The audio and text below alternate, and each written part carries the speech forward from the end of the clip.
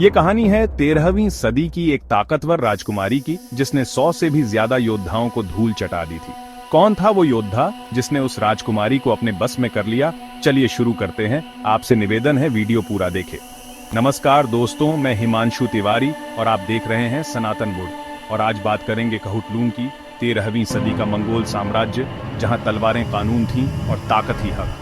मर्द ही मर्दों की दुनिया में राज करते थे, लेकिन उसी दुनिया में एक औरत ने कदम रखा और अपने नाम से डर पैदा किया। उसका नाम था खुतुलुन। वो चंगेज खान के वंशज कैदू खान की बेटी थी, लेकिन सिर्फ एक राजकुमारी नहीं, एक योद्धा, एक घुड़सवार, एक कुश्तीबाज। बचपन से ही वो तलवार के साथ बड़ी हुई।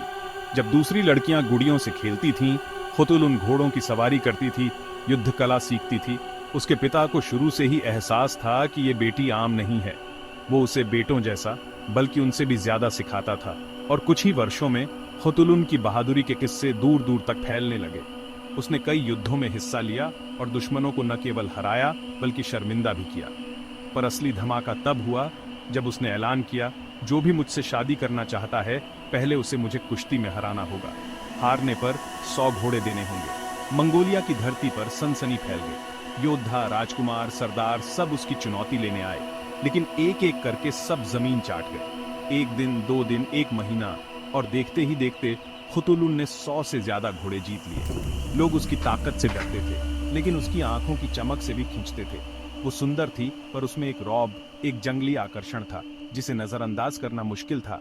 तभी आया इल्तुतमिश, एक रहस्यमयी राजकुमार, लंबा गठीला बदन, गहरी आंखें और चेहरे पर मुस्कान जो छुपे दर्द की तरह थी।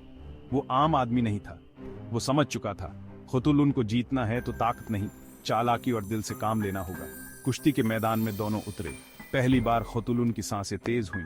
जब उनके जिस्म टकराए तो हवा में कुछ और भी तैरने लगा, एक गर्मी, एक बेचैनी, एक कामुक आकर्षण। इल्तुतमिश की पकड़ मजबूत थी और उसकी आंखों में खुतुलुन ने देखा वो उसे चाहता है। शारीरिक रूप से नहीं, सिर्फ उसके भीतर की आग को भी उनका बदन पास आया। सांसें टकराईं, लेकिन न वो जीता न वो हारी। वो कुश्ती थी जिसमें सिर्फ शरीर नहीं, दिल भी उलझ चुके थे।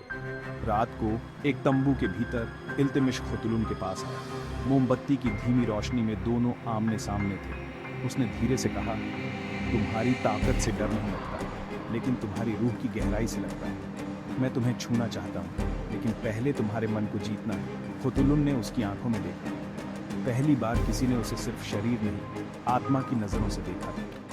उसने जवाब दिया, अगर कोई मुझे छूना चाहता है तो पहले उसे मेरी आज़ादी को अपनाना होगा। मैं सिर्फ किसी की औरत नहीं, एक जंग हूँ जिसे जीतना आसान नहीं।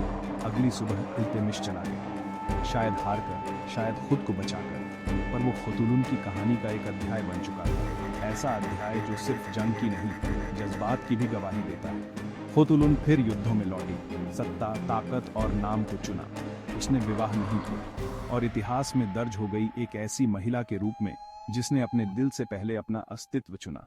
नमस्कार दोस्तों, आशा है आपको कि ये स्टोरी अच्छी लगी होगी। ऐसी और इंटरेस्टिंग वीडियो के लिए सब्सक्राइब करें। जय श्री राम। भारत